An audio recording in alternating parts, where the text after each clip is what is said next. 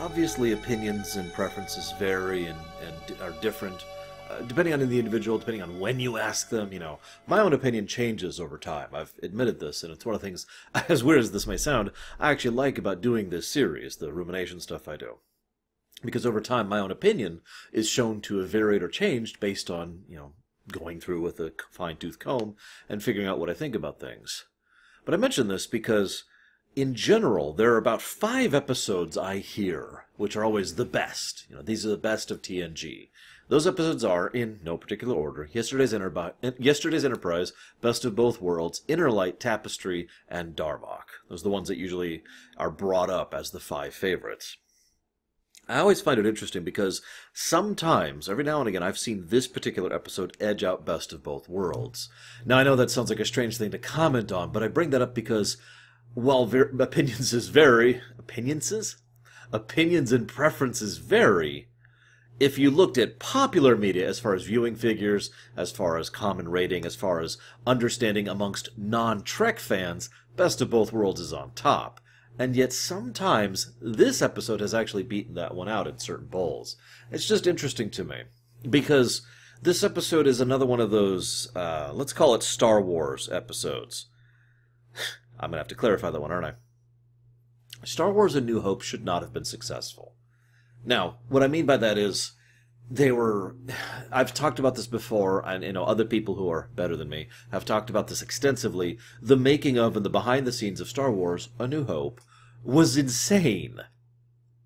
The amount of work and effort and conveniences and contrivances and problems and issues and just, oh God, ripping the hair out and scraping your teeth just trying to get things to happen. Just, oh, come on, we're not going to make it. And then they made it, and it was hugely popular. That's kind of Yesterday's Enterprise, because this was a compilation work, basically pushed together by 2 completely separate scripts, and the interest and effort of several different people involved, which I have named down here, we'll talk about that in a second, as well as like 5 different teleplay writers and about 7 total script writers, and a director who, frankly, is not exactly a long-standing Trek director, and doing Dennis McCarthy as the music. So it's basically none of the best of the people or the production or the making of Star Trek somehow managed to put together an excellent episode. It's funny, too, because, let's be honest, the script does suffer from some issues in this episode. It sort of presumes several things, and it has a lot of what I'm starting to refer to more and more as Hollywood effect. In other words, just go with it. There's a lot of just go with it in this episode, and we can accept that, we can embrace that, but it does kind of be like, as you're going through it. Looking at my notes here, what the heck does that say?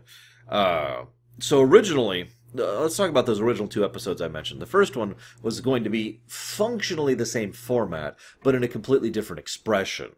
The idea that there was going to be, this alternate timeline where the Romulans were crushing the universe, because the Vulcans, it's actually not the Romulans, I shouldn't say that, it's actually the Vulcans.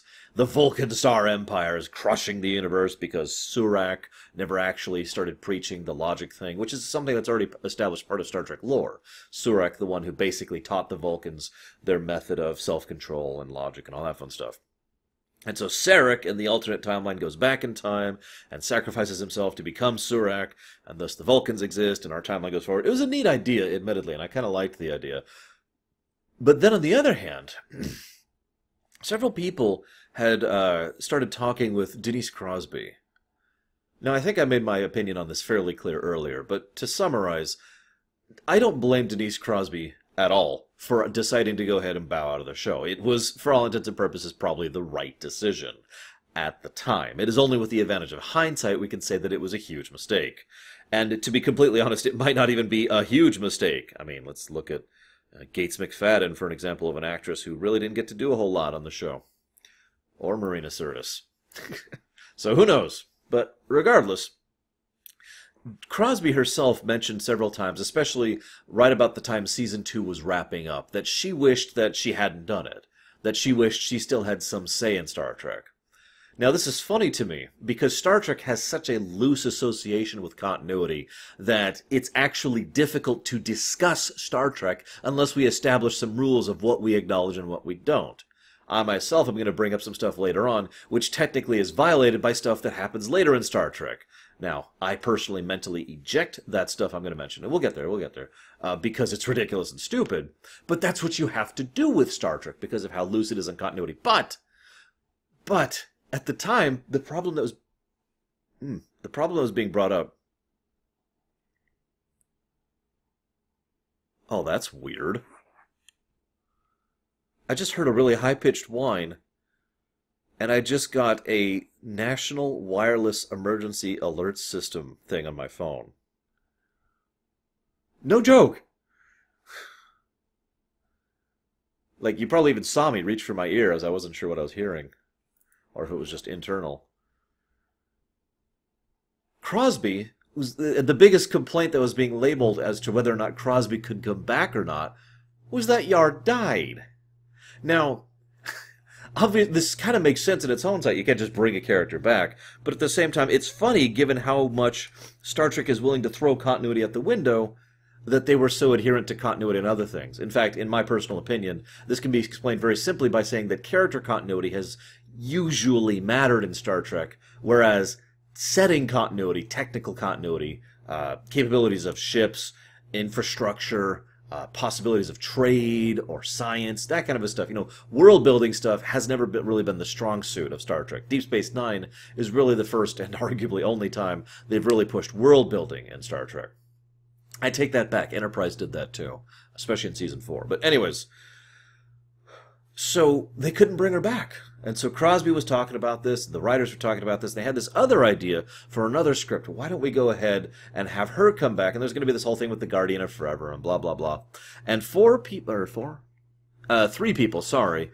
Michael Piller, Stilwell, and Ganimo. I have no idea if I'm pronouncing that correctly. All of them were pushing for this idea of bringing Yar back for this episode. Now, at the time, the idea, it appears that some people in the writing room disagreed on what should be done with this. Some people thought they should bring Yar back and keep her back, just bring Crosby back onto the show. Some people thought they should bring her back to give her a proper send-off. Ronald D. Moore, for example, was one of the people in the latter category. Obviously, this ended up being a bit of both. We'll talk about that in a second. But either way, they kind of ended up shoving these two scripts together and making it so that instead it's going to be Yar, and she's going to be the one who goes back to sacrifice herself to correct the timeline and blah, blah, blah. So that's cool. I like it. There's also a lot of, like I mentioned earlier, many writers had their fingers in the pot in this one, so to speak. I think I actually just said that phrase wrong, but whatever. The point being, a lot of people were like, and so you can kind of see where the seams show in the episode. I've decided not to nitpick too hard, but I'm going to point out the things that are especially glaring to me. I also want to mention, this is also a rushed episode. They had about 3 days to slam out a script for this. Now, I've talked about production cycles and how long things take. To be clear, I don't mean 3 days of total production time like happened back on Shades of Grey. I mean 3 days just for the script. They still had the usual 7 days of production time on this episode. But 3 days for a script is still very short. And there's also some timing issues, but I'll discuss that in a minute. Well, I wrote down some dates I'll be tossing at you. But I also want to mention a couple other things here really quick here. They did a lot, and I want to give huge props to the art, sound, editing, and just the general props department. Because they did a lot of things, and I mean a lot of things. I'm not going to even name them for you, because there's too many of them to just go down the list, to change up the alternate timeline, to make it feel different. The most important ones to me I wanted to mention are the significant set changes. They actually redressed the bridge several times. The completely different lighting style. The completely different... the sound effects were different. And I know that sounds like a strange thing to point out, but there is more ambient sound. To explain what I mean by that, I want you to picture for a moment what it sounds like to be out in the woods. No, let's take that back. Out on a grassy plain, right? And you're on a hill. There's some grass. You feel down, you reach the grass. And you're on the hill, and you can just hear A few things. You can hear the wind. You can hear it going through the grass. You might hear a couple of birds in the distance. There is sound, but it's very quiet and very peaceful. Now, that is the ambient sound that they usually use, especially as of Season 3, when they started doing this overhaul, for the Enterprise. Just in general, whether you're walking through the hallway, or whether you're up on the bridge, or when you're a side thing, or whatever. That's the usual ambient sound. In this episode, and I bet most of you didn't even notice it, because good sound design is the kind of thing that you never notice, it was a lot busier. It sounded more like being in a street corner. You could hear people talking in the background. You could hear pagers constantly on the overcom. You could hear the beeps and chirps of the ship. The hum of the ship was actually tuned up. All sorts of little details like that to make it feel busier, just to help add to the flavor and feeling that this is in fact functionally a different place and a different time. I like that. The other big thing they did was there was a lot of little character changes and a little dialogue changes. Just little stuff like the military, or the military report, or the military log. Shoot, I actually can't remember what they said, but instead of captain's log, stardate such and such, it's military log, supplemental, or whatever like that. And they have different battle alerts. One of the things that, for example, Ronald D. Moore, again, you can feel his fingerprints on a lot of these little details, because as much as I have a complicated enjoyment of Moore's writing, Ronald D. Moore's writing, one thing I will always give him praise for is details. The man knows how to make something feel like part of a fleshed out work. He's better at the world building kind of thing I was mentioning earlier. And so you can kind of feel, there's a sense of consistency to his style. And there's a lot of that in this episode. Probably my personal favorite example is the relationship, for lack of a better term, between Riker and Picard. But I digress. So right at the very beginning, we actually established something that will be a long-standing character trait for Worf, his love of prune juice. So you can thank this episode for that. One of the things I like about this, though, and again, this goes to the little subtleties. There's several parts of this episode which are appropriately subtle. That's good, because there's other parts of the episode that are upstandingly on the nose. I'm going to use a direct example here. At the beginning of the episode, Guinan says, "Here, try this one." And I'm saying it wrong because I'm not a good actor, but the way she phrases it makes it clear this is not the first time she has tried to find a drink that Worf likes. This is probably closer to the 50th time she's tried to find a drink that Worf likes. And she gives him this prune juice. And his reaction, especially his shock, kind of makes it clear. Like, again, a lot of subtle, quiet, facial acting. He's just like, oh, okay, here's another one. Ooh, this one's actually good. And thus he likes prune juice. That's good writing, good acting, good directing. It's all implied, and none of it you don't have to turn to the camera and say, "Worf, I have tried to get you to try 50 different drinks. Try this one now." "Okay, but I have not liked any of..." You don't have to do that. That's bad writing. On-the-nose writing is almost universally bad. Later on in the episode, there's a bit where, they talk about, we have to send them back. Well, what kind of chance would they have if they send them back? Oh, they'd be sent back at the second they left. So sending them back would be a death sentence. Dun, dun, dun. I mean, anyways, like I said, a lot of different writers. So Worf and Guinan then start talking about companionship. This is actually another subtle point. I really feel like Moore had his fingerprints in this section, because we know Worf is an old-school romanticist, for lack of a better way to put it. A man after my own heart, if I might be so bold. The kind of guy who's like, this is my love, my wife, my companion, whatever you want to call her. And Worf's interested in women, so in his case it's women. And this is someone who I am connected with. It's not, she's hot, the end. It's not, this is a fling. This is someone I'm committing to for a long period of time. This is something that will actually cause him problems in the future, no less. So that's the kind of mentality Worf has. And yet the way Guinan talks about it is as if Worf is thinking about just dating and having some casual fun, if you will, without the crew. Now, based on what we know about Worf, he would never do that. Not just because of the reasons he brings up, because he doesn't believe in that. The reason this is all still coherent and congruent is because of the fact that this is Worf throwing up a defensive screen. You could tell by the way he says it. And again, excellent credit and portrayal to Michael Dorn, which is good because he only gets 2 scenes in this whole episode. 3, excuse me. Arguably 2 scenes in the whole episode. But you could just tell how he's putting up a defensive screen and how he's got this sort of almost faux pricked pride thing going on. That just kind of makes it clear that he's just responding in an amusing fashion to someone who is his friend, while at the same time deflecting the truth of the matter because he doesn't want to talk about something that's serious with her. It all works very well, and I don't want anything else to add to it. So then Guinan senses the time changes. This is probably one of the least explained aspects of the episode. Where's the portal come from? I want to talk about the rift, actually, really quick. The episode flat out says that the rift was probably made by the collusion of fire, as in the firepower of the Romulan warbirds on the Ambassador-class Enterprise C.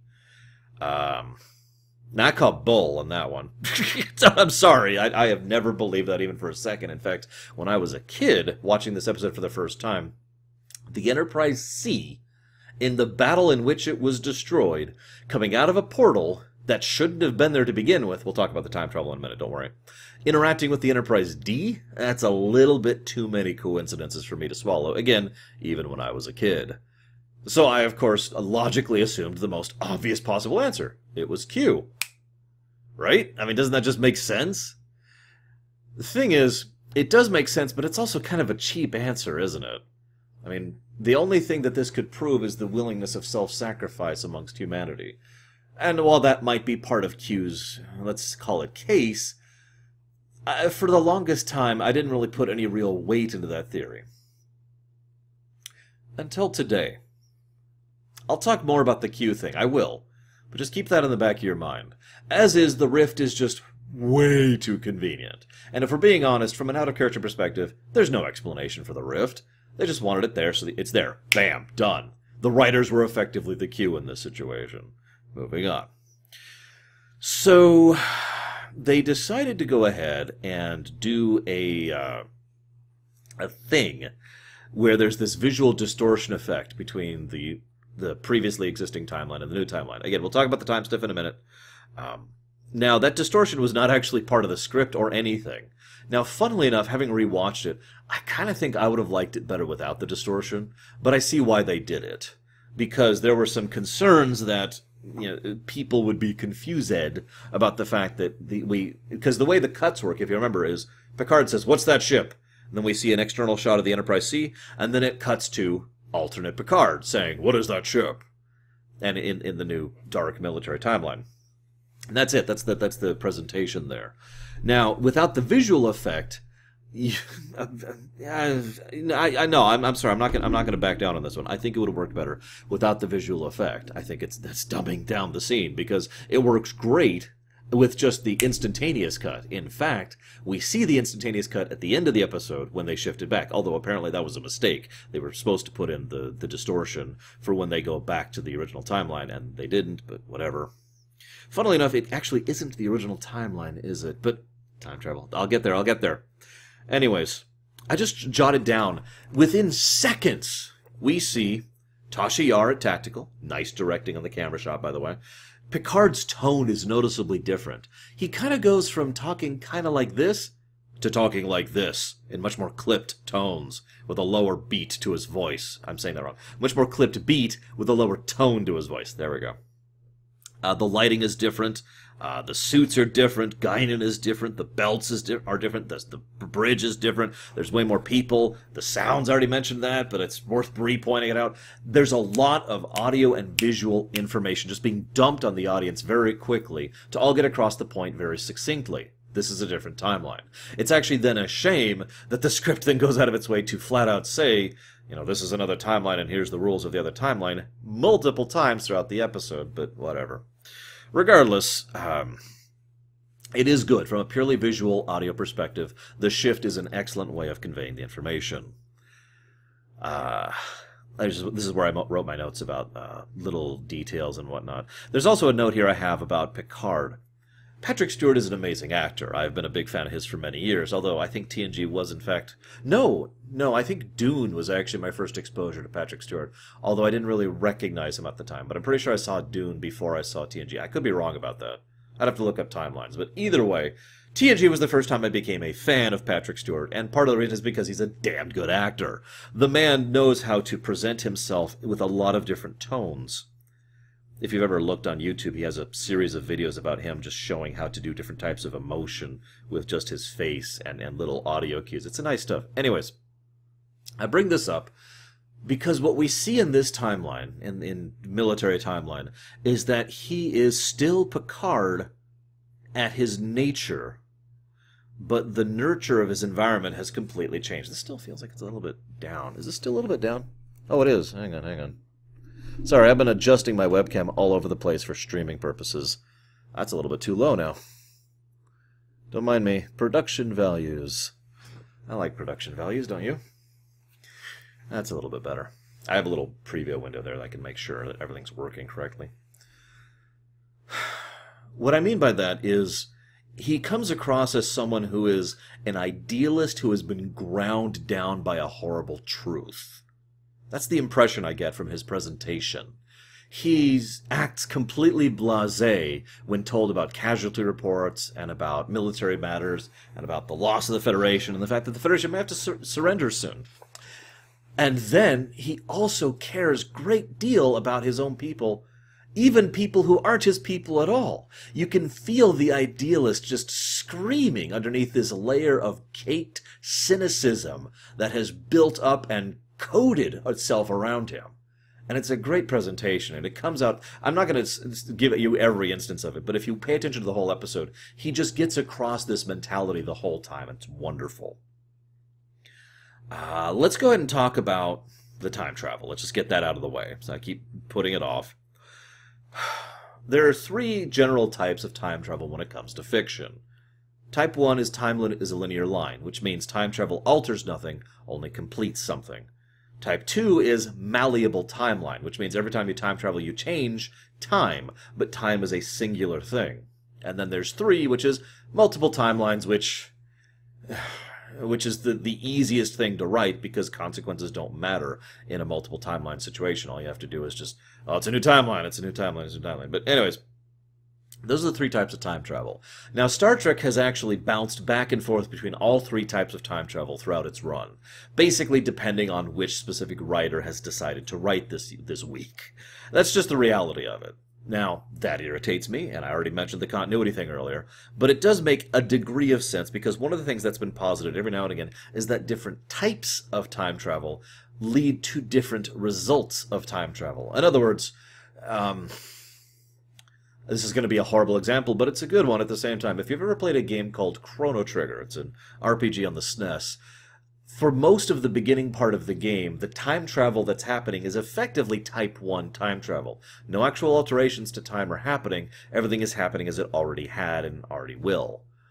But then you gain access to a literal time-traveling ship. And that ship allows you to start changing things and affecting things, and at that point it effectively becomes Type 2 time travel, where it becomes malleable and you can actually alter history.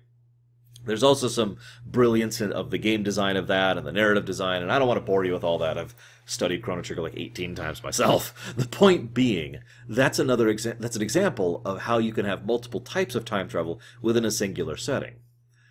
Thing is, I don't think that much effort was ever put into Star Trek's approaches to time travel. So in general, Star Trek tends to just lean on the Type 3 type of time travel. Every time you alter time, a new timeline is branched out. In other words, if you ensure that Bob over there goes back in time to change history, you are unaffected by that change because your timeline remains as it is.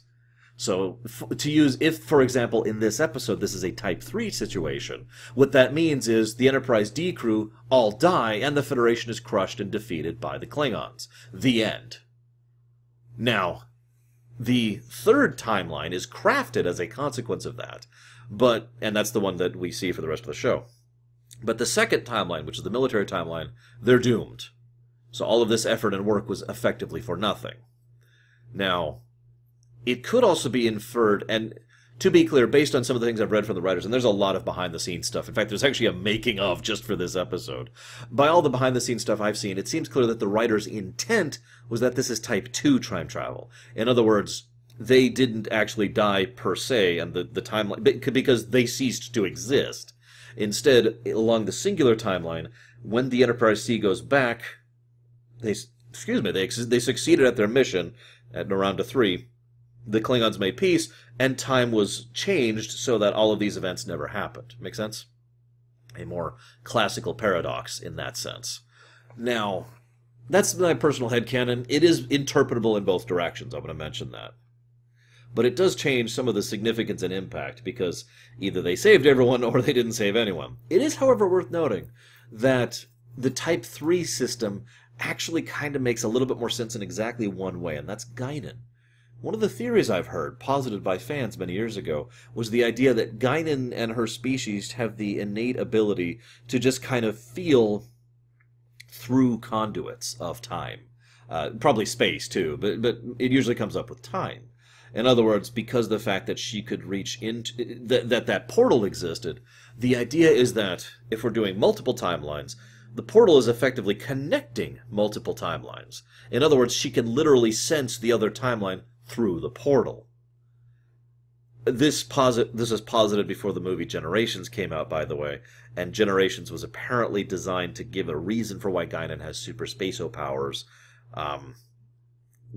Make of that what you will. I already made the comment about canon and continuity earlier, so make of that what you will. Whatever. Regardless, the idea here is that this is... I'm going to go ahead forward with the theory that this is in fact Type 2 time travel. Enterprise C has and they jump forward here. All this stuff is crap, so then they are sent back, and then all this stuff is restored. Now, I know that doesn't sound linear, but let me try to explain it this way. If we were to discuss this linearly, what happens is the Enterprise C flees from a battle at Narenda 3. Now, no word of this is probably ever found, and I'll talk about the Romulans in just a second. But this leads to the Klingon Empire's peace talks with the Federation breaking down, and some of the more militant members of the great houses decide to push for war. War begins, war happens, war crush, crush, crush. Klingons start crushing the Federation. Oh yeah, by the way, Huthor, if you're watching this is a great example of what I mean by the Federation would have been screwed without Wolf 359, because apparently they were screwed by the Klingons, but I'm getting off topic. Point being that in this case, the war happens, and then the Enterprise C comes out, stuff happens, they send the Enterprise C back, and then the timeline we're familiar with this whole time happens. Now this is important to note, because there's actually two interpretations of Type 2 time travel in this situation that are valid. One of them is that we are basically in a third timeline, and the other is that we are back in the first timeline. Now let me explain what I mean by that. The idea here is that either... I wish I had gotten something for this, but I don't have anything I can actually use to do this. I need like a string to do this. We'll use my headphones here. I don't know if you can actually see these suckers. They're kind of visible there. Okay, so here's the timeline, right? So if this is a third timeline probability, which is I do not agree with personally, but just want to get that out there, then what happens is the first timeline is like this, completely as is, right? And then the alteration as a consequence of yesterday's Enterprise happens, and then when things are changed, this is now this timeline. In other words, it's still a singular timeline, but it's been altered twice. Make sense? Now, the way I think of this is, and I'm going to struggle to explain this, but it makes sense in my head, I swear to God, is that this is the same timeline that always was. Or in other words, this is actually a form of Type 1 time travel. Because the idea is that if you were to remove yourself from time and be able to act as a third-person perspective, kind of like having the viewers of a TV show, what you would see is the events as that are as presented would have gone in the way that I just mentioned them earlier when I was discussing linearity. In other words, Enterprise C, military timeline, Enterprise C, goes back, restores, and then current timeline. In other words, there is no third timeline, there's only the first and the second. Now, that's important, because what that means, if that's true, is that Tasha Yar was always back there at Narenda 3. You with me? That in the timeline we've been following since Encounter at Farpoint, Tasha Yar always went back, and is actually still alive. There's a second Tasha Yar running around, as of the battle at Narenda 3 years ago. And that Sela was always around and part of the Romulan Star Empire. Make sense? It's okay if it doesn't. I'm trying my best, I swear. Now, that's my personal headcanon, but again, it is worth noting this is interpretive. That's why I mentioned all three variants of the time thing. Whew. Okay, now that we got that out of the way, let's talk about the Romulans. One of the things we learned back in the neutral zone was the idea that the Romulans were just kind of off in the distance, didn't really have any contact, didn't have any real interaction with us. Now, I talked about the more political side of that kind of discussion and argument and the whys and the wherefores back when I was discussing that back in Season 1. I think I've brought it up a couple times since then. But it's relevant here because for two reasons. First of all, if the Romulans were approaching the situation with a "we're not here, leave us alone" mentality, these type of occasional raids would make perfect sense. They warp in with overwhelming force, 4 warbirds. Now, granted, this is a while ago, so these probably aren't Daredexes, but still, 4 full, DC-10s or whatever. 4 full warbirds, and they block communications, and they wipe out the outpost. People destroy whatever they can, get whatever information they can out of the thing, and that's how they can maintain not only... So it accomplishes 2 things for the Romulans. 3, actually. First of all, it keeps their enemies on their toes, because the Romulans view everyone as their enemies. Second of all, it also makes sure that they can retain information. It's a way of gathering information from the nearby powers. This outpost was a Klingon outpost, and now they have Klingon information as a consequence. And the first thing that it manages is the idea that it helps to keep the other powers' expansion in check, whether it comes to outposts, colonies, literal sensor probes, all that kind of stuff. I like to think that for the last bagrillion years, 50 years or so, however long it's been, the Romulan Star Empire has actively had cloaked ships out there regularly policing the other major powers, the Federation, the Klingons, and the Cardassians being the 3 biggies, and ensuring that none of them really get too far out of bounds or get too close to Romulan interests. So this whole thing makes sense from that perspective. The other way this makes sense to me is if Sela was always involved, because, as strange as this may sound, Sela kind of makes sense for me that if by the point at which Neutral Zone happened, Sela would be someone who, at that age, would probably have already reached a position of significant power within the Romulan power structure. I know we're getting into stuff we haven't really covered yet, but my point in saying this is that, given the rank and power she has in upcoming episodes, it would make sense that a mere 4 years earlier, she would already still be in a rank of power and position. Probably lower, but still high. And the kind of influence she would have would kind of lead to the Romulans being more open, and more interactive, and more aggressive. Because that's kind of her style. As a quick side note, if absolutely nothing else, I'm glad that this episode happened to give us past Yar or whatever, military Yar, as well as Sela, because I happen to really like Star Trek Online. Anywho, so let's talk about, there's a scene with Patrick Stewart and Whoopi Goldberg, and the two are just talking about this. Now, what I love about this is many things, actually. Wonderful grammar. But what I love most about it is the fact that it's not a Cassandra truth. I hate Cassandra truths. It's one of my biggest pet peeves when it comes to fiction. In the off chance you don't know what I'm talking about, a Cassandra truth is when someone says, "This is the truth." It's either a prophecy or information about the past, or the present, or whatever, and everyone else says, "Nah, that can't possibly be true," and they don't believe them. That irritates the ever-living crap out of me, because usually fiction does that to basically allow for, the drama to go overboard, or for things to just go bad without any real reason.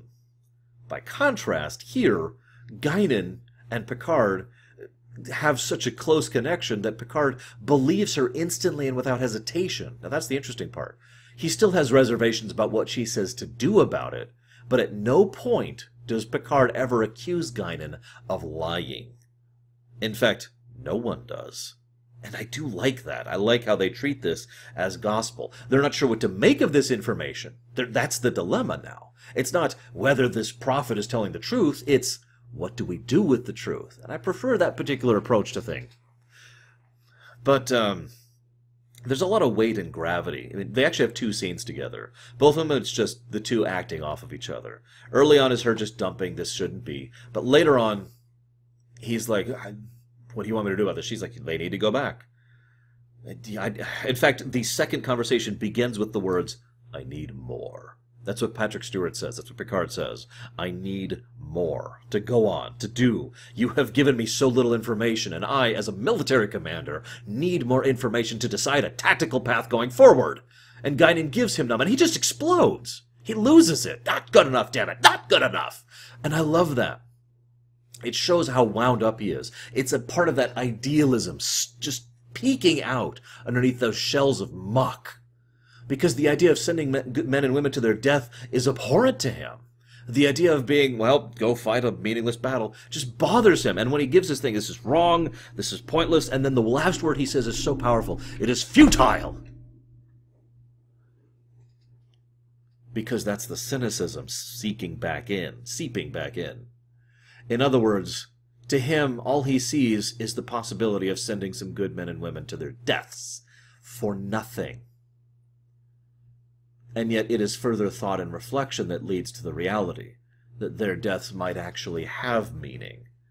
And that leads to the command decision, the paradox of command. I've called it several things over my years. You care about people, and you have to not care about people as a commander. And that's where Picard is in this situation. Note, by the way, that there's again, a lot of little subtle touches when he's giving his briefing to his staff. First of all, the entire tone of the briefing is completely different. He's still Picard. Everyone's still welcome to state their opinions. Everyone's still welcome to participate. But as he himself says, this is a briefing, not a discussion. The other nice little touch, though, is the camera pans by his back very briefly before getting the rest of it. And you can see he's barely containing himself. He's so distraught over this whole situation. It's a wonderful little bit, and I love it. Anywho. I already mentioned the Romulans. Look at my notes here. So, let's talk about time dates. We'll talk about dates really quick. No, not romantic dates. No, not... Okay. Let's talk about when this episode was being made, because it's relevant. See, there is a theory that has circled Star Trek fandom for, God, like, almost 30 years now. It's been a while. It's like 25 years, something like that. And that theory is that this episode led to the kernel of ideas which eventually became Star Trek VI, The Undiscovered Country. Now, that's relevant because this episode arguably contradicts Star Trek VI. The idea that Castillo flat out says, we're in the middle of negotiating peace with the Klingons. No, well, we're actually at war. Now, they never state it outright, but the implication is very clear. The idea was that, remember, Star Trek VI didn't exist at this point in real-life history. So the idea is, this is the episode explaining where that came from, where the peace between the Klingons and the Federation came from. They were negotiating peace about 22 years ago. The Enterprise C was lost trying to defend a Klingon outpost. That affected the Klingons. The Klingons then decided to embrace the Federation, and that led to the current policy of alliance and friendship. And that's really, obviously, clearly what the episode posited. Here's the catch. Thanks to Star Trek VI, we know that actually about 50 years before that, the Klingons and the Federation signed a peace treaty. Now, this can be smoothed out. There is a way to smooth out this timeline. And I'll give my own personal theory on it. As ever, I'd love to hear your guys' thoughts. I feel like I say that a lot on this show.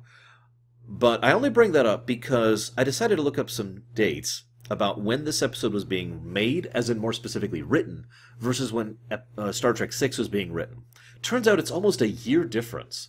They started working on the final draft, they concluded work on the final draft of the script of Star Trek VI in December 28th, 1990.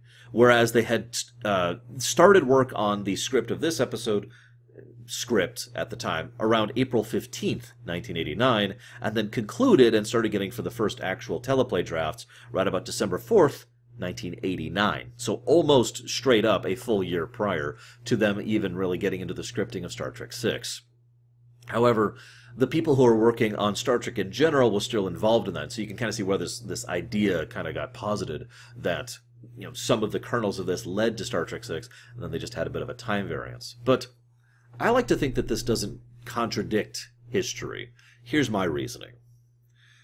Back in Star Trek VI, peace. We signed this peace accord. Now, that basically means the end of the war. Now, if you don't know what I'm talking about, let me rewind a second here. The Klingons and the Federation did go to war. That's back in Discovery's kind of covering that now. But we knew about that even in the original series. And then they kind of cooled off for a while. And then war flared back up right around the Iconian? No, wrong species. Oh god, I can't think of their names.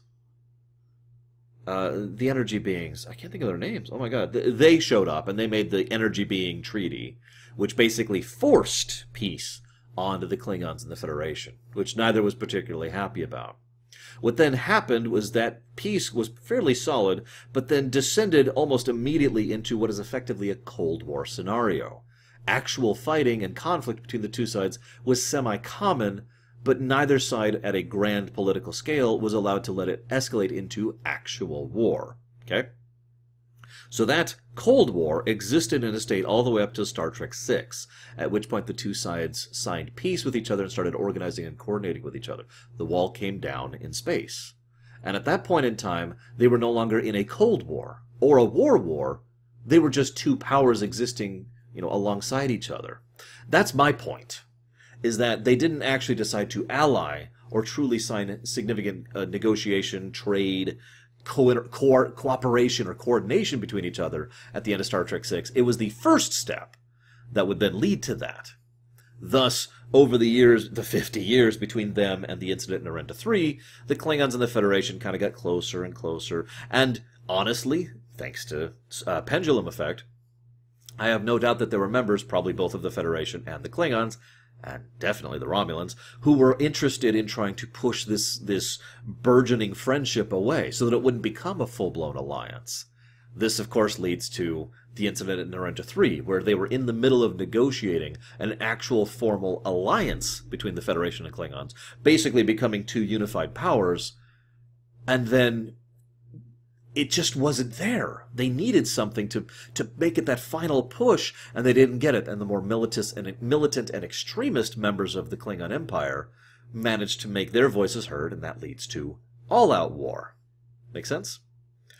But of course, in the original/restored timeline, which is also the original timeline, depending on how you define it, either the first or the third timeline, if one timeline, oh my gosh, we have a situation where a Federation cruiser, remember, at this point in time, the Ambassador class was basically the biggest ship in the fleet. And since it was called Enterprise, we could probably infer that it was the flagship. Well, we don't know that for certain. But either way, it's not just some random, Miranda class that they threw, or an Oberth that they happen to throw out. No, this is a big ship with big significance, with a big crew, with a big name, that laid down their lives just to defend one random Klingon outpost.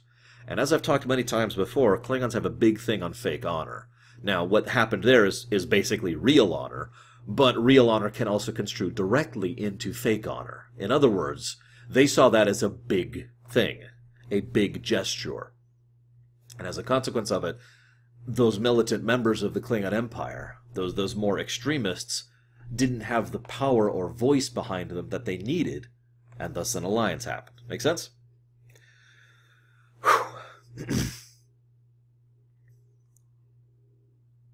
I haven't talked a lot about Castile, or Garrett. I want to talk about both of them really quick. Funny thing about Garrett, the actress does a good job. I've actually mentioned her because we've already covered an episode where she showed up, and she'll show up again in the future as another guest star. But she was the Cardassian in the episode Tribunal over in Deep Space Nine, and she'll be showing up again as a Klingon in a episode where the metaphasic shields get introduced. I can never think of the name of the episode, but she's in that one. But anyway, she's a good actress. But what I find interesting about this is that if you close your eyes and listen to the dialogue, and this was actually pointed out to me by a friend of mine about 10 years ago at this point, if you listen to it, it sounds like Picard's dialogue.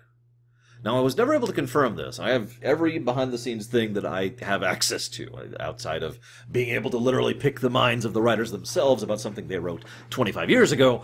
I don't actually know how better to learn this, so I got nothing. But I always had the theory that when the writers were writing this, they literally just wrote her as Picard. They couldn't decide on a tone for her or a personality for her, so they just copied Picard's and made her a woman, so that way it wouldn't look like Picard talking to himself. She does a good job of it, but unfortunately, as a consequence of that, I just don't have a lot to say about it. It's almost a shame she had to die, but then again, time, blah, blah, blah, blah. Let's talk about Castile, though. Here's the thing. Originally, there was supposed to be more character stuff between Data and Yar.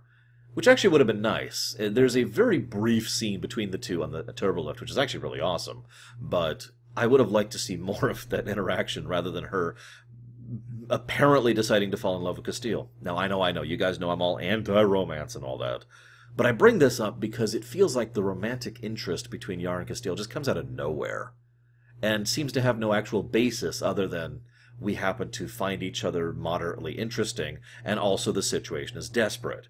Now, yes, that is a valid basis for the beginning of a relationship, which may or may not ever have had a chance to actually blossom. At the very least, it is definitely a valid basis for a fling. But that just answers my point of why I don't give a crap about it, because at absolute best, it's the beginning of something that might be relevant. Now, I don't like to criticize unless I can give alternate ideas or try to give some kind of constructive feedback. So I want to toss at you guys an idea I had when I was watching this episode, because it just kind of clicked with me. We see in Picard someone who is ground down. And we see this in all of them. Riker himself constantly looks like someone who's basically been forced into a position of submissiveness. I don't know how better to put that. It feels like Riker is someone who just doesn't have his confidence, in other words. Someone who feels comfortable and accepting of just being this, this little person who's constantly being stepped on.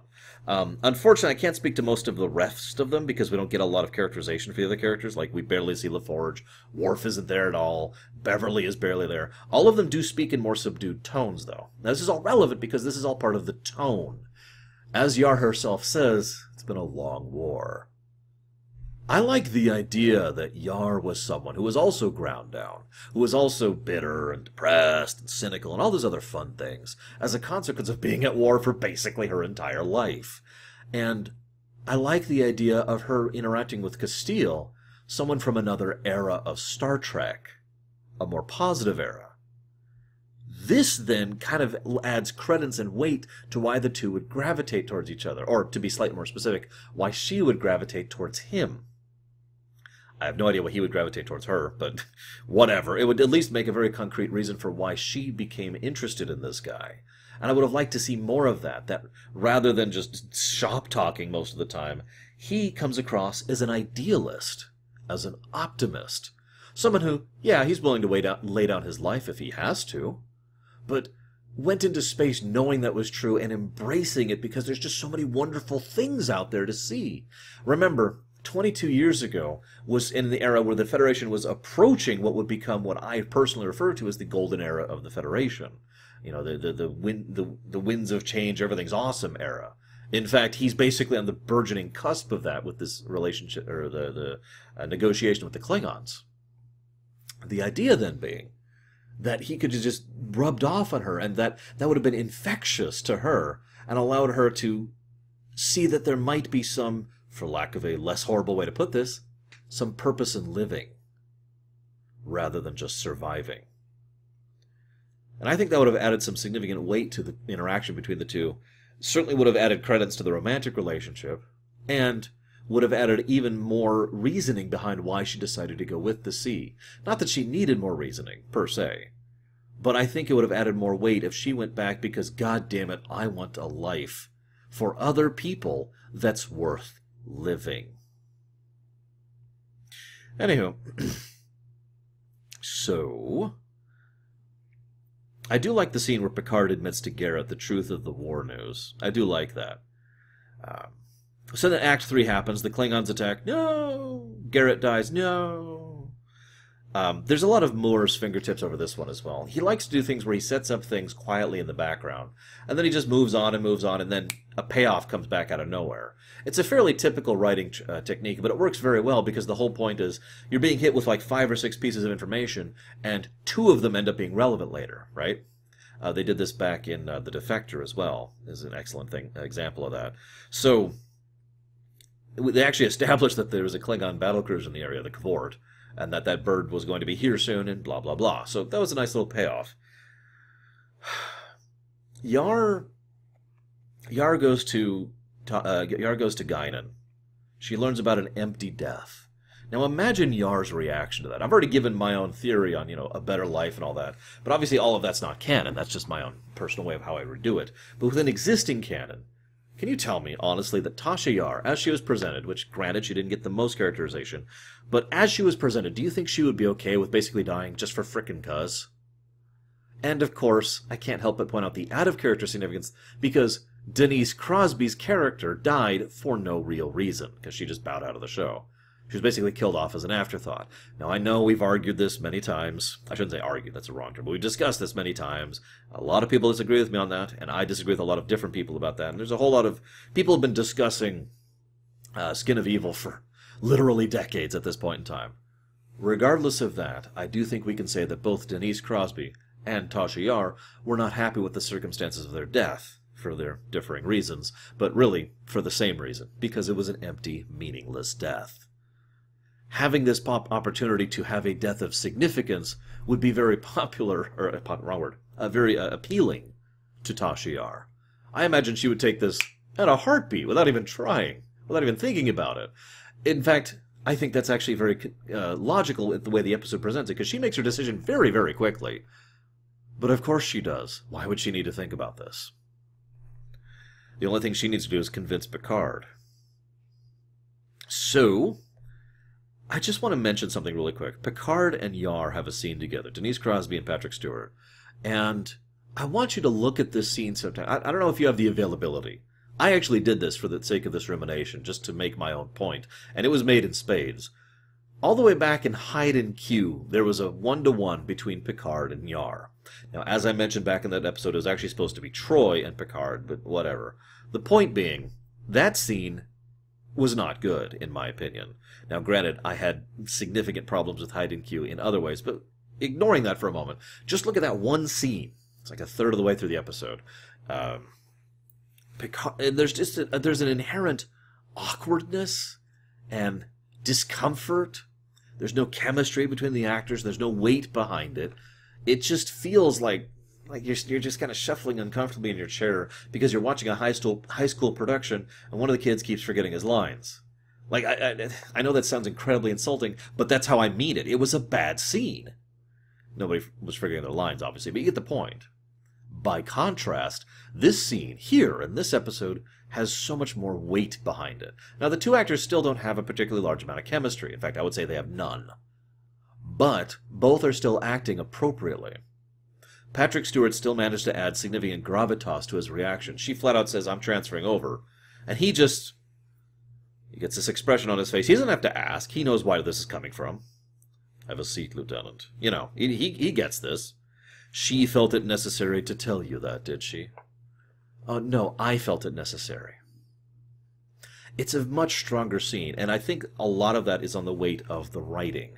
Because it was written to be Tasha Yar basically pouring her guts out to Captain Picard. Which is funny, because the previous scene I just mentioned in Hide and Q was also Tasha Yar Troy, being written to pour her guts out to Picard. Just pointing out the gulf in quality. I myself actually like Season 1 of TNG. I know I'm a weirdo, but it's true. But I would never deny that Season 3 is not much better. Anyways, so then they have a battle. Let's talk about this for a second. First of all, 3 Cavort-class bird of prey show up, and I want to talk about that just really quickly. Now, for those of you not aware, Star Trek does not like to do continuity when it comes to little details like ships and technology and all that stuff, setting stuff, as I mentioned earlier. So, the term bird of prey is used very vaguely across basically all of Star Trek. I believe the first introduction of the word bird of prey was actually all the way back in Balance of Terror, back in TOS, although I could be wrong about that. But the point is, they just kind of like to use the word to basically mean a large fighter. It's a specific type of ship. You know, it's a classification of ship. And over the years, it's kind of entered its own lingo. In fact, to try and kind of smooth over some of the edges in continuity, one of the things later Star Trek started doing, both TNG and DS9 did this, was try to posit that there are multiple different classes of birds of prey amongst the Klingons. And this allows for, you know, a bird of prey like the old Burrell, which was a piece of crap, basically, versus the newer Cavorts, like in this episode, which are far stronger and capable of taking on something like, you know, D'Derdexes or Galaxies. But I bring that up because the biggest problem here is they keep using the same model. One of the things I like about Star Trek Online is that the bird of prey, or to be more accurate, the raider type of ship, has actually multiple different types of ship. Now, they're all the same basic thing. They got the wing, then the wing goes down. You know, they're all that kind of a thing, but they at least look different. They're different models. And it's not like they don't do kit bashing on Star Trek, even back in the 90s and in late 80s. So they could have done this, but no, they all look like just the exact same ship, and it drives me crazy as a setting builder and as a discusser of fiction, because it's like, okay, you know, three birds of prey can take on a Galaxy class. Now, I know a lot of people say that I'm a big fanboy of a Galaxy class, which is not actually true. The Galaxy is certainly a nice enough ship, but it's not even on my top 10 list for Star Trek alone. But I bring this up because the way the Galaxy-class cruiser has always been presented, with two exceptions, is that it's a big, strong ship. And this is the military timeline, remember. So you'd think it would be an even bigger, stronger ship. Yar even drops a note about the kind of power that they're putting into the weapons and shields, far more so than they otherwise would. This is something I myself have actually already discussed when it came to discussing the Defiant over on Deep Space Nine. So that makes sense, that they would turn this kind of doom ship into a much more doom ship. And yet these three birds of prey beat it. Now, I know that there was some tactics involved because the Galaxy was basically putting itself at a tactical disadvantage against three ships that were outmaneuvering it. So I get that. But it's still just a little bit, huh? Here's my final note. I'm not just saying this to complain, because I actually had a thought, and this is pure headcanon. One of the ideas that I've always kind of liked, and it's becoming more strong as I've been going back through these shows, is the idea that the bird of prey externally is basically the same, but that it's heavily modular internally. In other words, that you can more or less shift around pieces, bridge, equipment, layout, weapons, power core, you know, cloaking device, all that stuff internally in a very easy manner. Now, there's actually like a Honda Civic in real life, right? I think that's a good example because, you know, it's one of those cars, there's better examples of that, but I can't think of them, but it's one of those cars that's basically designed to be modular, to be able to just pull in part and change things around at will, right? You know, there's ships that are like that in fiction, there's stuff like that in real life, so that makes sense that the bird would be like that, and that kind of helps to smooth over some of the problems. I mean, even ignoring everything else, the bridge alone of a bird of prey changes so many times. I think we're up to like 8 different bridges for the bird of prey across fiction. But anyways, point being, these 3 cohorts go after it, beat the ever-living crap out of the Galaxy. This battle is kind of boring. It's always been one of the weakest parts of the episode for me, even when I saw this right way back in the day. And it's just a byproduct of the fact that, frankly, Star Trek doesn't really know how to do space combat to make it actually interesting. Or at least it didn't used to. Deep Space Nine and late TNG are when they finally managed to actually know how to do space combat. Although, frankly, I'd put more of that on DS9 than anything else. Not just with the Dominion War, but even in The Emissary, they showed more of the battle at Wolf 359 and managed to make it actually look interesting, whereas in Best of Both Worlds, we only see the aftermath of it. So, I have a feeling that if they were to, you know, do a proper remake of TNG, scenes like this one with this battle would be a lot more interesting and be a lot more dynamic rather than, you know, complaint over. Why does it take so damn long for the Enterprise C to enter the rift? I know they can't do it at faster than impulse, and I know they're a damaged ship, but Jesus Christ. It takes forever to get over there. Now, I have a couple more thoughts here before we really quick, before we get into the big stuff. First of all, the Klingon strategy in this fight makes sense to me if you presume what the Klingons are thinking. What I mean by that is, they seem to be very heavily focused on the Enterprise C, and trying to specifically draw the D away from the C. Now that may sound weird, but remember, the Klingons basically don't really know what's going on here. They may or may not recognize that that's a ship out of time. In fact, I would argue they probably don't recognize it. In fact, what they probably recognize is this is typical Federation trickery. And the Federation are trying some kind of experiment, or some kind of super weapon. They're trying to pull some kind of technobabble out their bum, and therefore, the Klingons' focus is on the sea. That actually makes a degree of sense. I also wanted to mention, there's a part where the Klingons say, you should surrender. Apparently it was actually supposed to be Michael Doran's voice, but it's not. Anyways, you should surrender.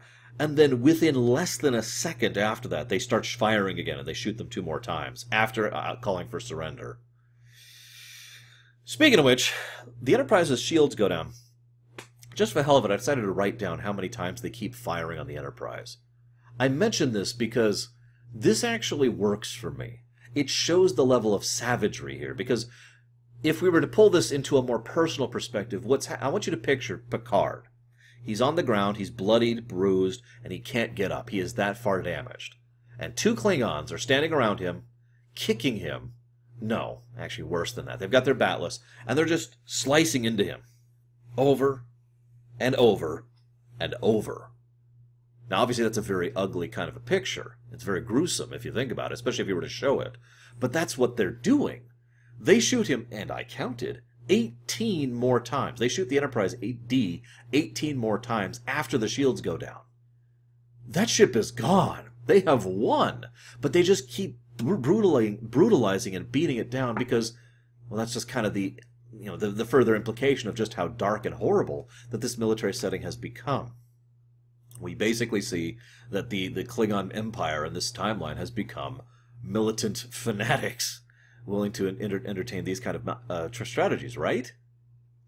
Or, if you're willing to be even darker, we could see that the Klingons have gotten to the point where the only possible outcome for them is total domination and or extermination of the Federation, because the war has been going against the Federation, and we can presume that the Federation has been resorting to very morally wrong strategies in order to try and push back against the Klingons. In other words, doing underhanded, dirty tricks, and generally make it so the Klingons have to be as brutal and unforgiving and merciless as possible. Surrender, fire, fire, fire. Because they know from experience that the Federations, if allowed a chance to surrender, will cause problems for them, right?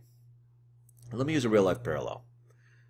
In World War II, I don't want to get into specifics, it was a thing that if once you took out the other ship, you then offered for the people from that ship to get on your ship. The survivors, the people who evacuated. They were prisoners of war, but, you're done, right? Okay, you've lost your ship, you've lost the battle. Come on, let's go. Sort of a pseudo-gentleman's agreement. Now, how often that was followed and not is not only a matter of debate, but also something that varied significantly.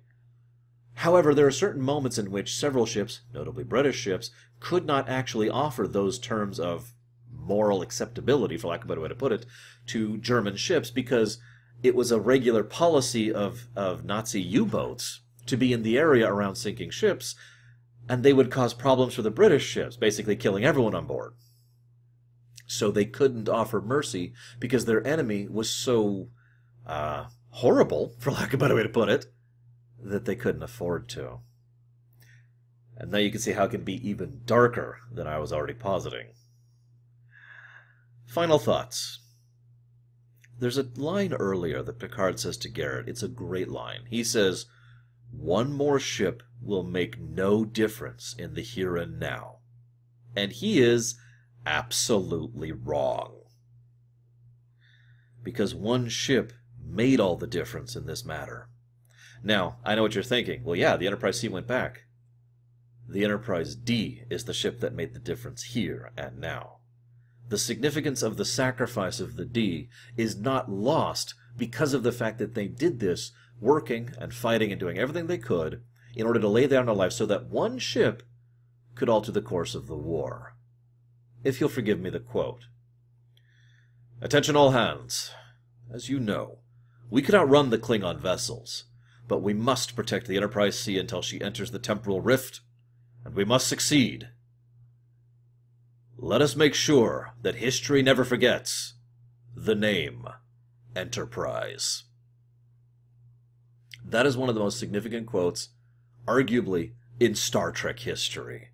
Because Star Trek is something that, even to this very day, even after all the stuff that's happened and Star Trek effectively dying and then being brought back and people disagreeing on whether that's a good thing or a bad thing, despite all of that, Star Trek is a common name. I could mention Star Trek, Spock, Picard, Kirk, the Enterprise, and there is an extremely high percentage chance, at least here in the States, I'm not sure about other countries, but at least here in the States, there's a huge chance that people will know what I'm talking about. Kind of like Darth Vader. Even people who haven't seen Star Wars know who Darth Vader is, because it's entered popular culture. History has never forgotten the name Enterprise, and the significance of that is that this is about when that happened. by what is effectively total coincidence. Yesterday's Enterprise prophetically stated how important the Enterprise would be when it was becoming important. Now, the specifics of when TNG entered popular culture is something that has been debated many times. I have access to, for example, the actual Nielsen ratings for Star Trek back in the day, and I can tell you definitively that from between when this episode came out and Best of Both Worlds was when their numbers really shot up, and immediately following Best of Both Worlds is basically the peak for Nielsen ratings for Star Trek ever across history. But I also noticed that this is when popular media started paying attention more to Star Trek. More people started being aware of it. More people started being cognizant of it. And TNG, like it or not, became more widespread of a phenomenon than TOS did. Now, that is also a byproduct of the times, the technology available and the distribution of information that was available in the 80s and 90s as opposed to back in the 60s and 70s. But the fact remains, this one ship, this one episode, really did mean that we will never forget the name Enterprise. And I'd love to end on that note, but I gotta bring up one more thing, and that's the Borg. See, this was completely unintentional, but this episode is an effective 1-2 punch for the Best of Both Worlds. Because this episode shows a potential dark and horrible future where there is no hope, there is no salvation, and one ship deciding, at a near cost of its own existence, to lay down its life in order to try and alter that future. Now the thing is, there's a lot of big differences, even narratively, in terms of constructive and theme, between these two episodes, but you could see how there's some echoes there. And the worst part is, this was a time travel episode, and everyone who knows anything knows that in Star Trek, time travel basically doesn't matter. There's very few times where time travel has any lasting effects in Star Trek. I could probably name on one hand the episodes that do. But here in this episode, we had that out. It's okay. It didn't matter. Yeah, Riker died, but so what? Originally, by the way, it was supposed to be Data died, Wesley died, and it was going to be really gruesome and horrible. That's also Ronald D. Moore's fingerprints right there. Instead, all we see is Riker and the huge gash on his neck. But anyways, more people are going to die. And it's okay, though. Different timeline. Boom, we're back. We fixed time. We don't have that out with the Borg. I hope you've enjoyed, guys. I'll see you guys next time.